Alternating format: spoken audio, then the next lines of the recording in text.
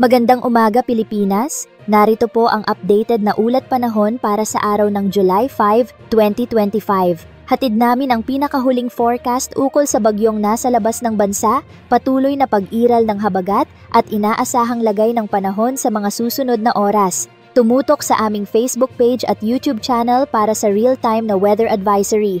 I-like, i-follow at mag-subscribe para laging handa.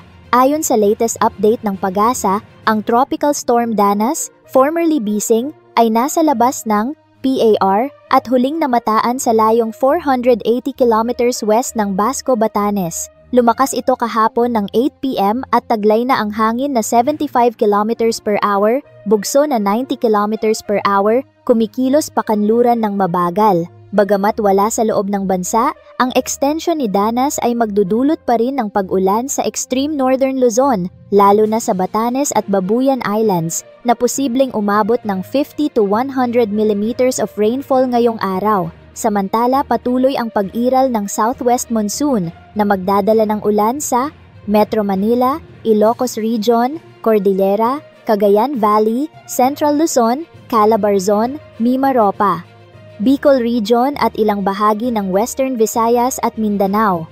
Thunderstorms at biglaang pag-ulan ang aasahan tuwing hapon at gabi. Maging alerto sa flash floods at landslides, lalo na sa mga matagal ng inuulan. Temperatura ngayong araw, Metro Manila 25 to 32 degrees Celsius, sa Cebu 26 to 32 at sa Davao 25 to 32 degrees Celsius. At sa lagay ng karagatan, walang gill warning pero posibleng katamtaman hanggang maalon ang karagatan sa northern at central Luzon. Ang alon ay aabot ng 1.9 to 2.5 meters. Iwas muna sa laot kung may abiso sa inyong baybayin. At iyan po ang ulat panahon ngayong araw.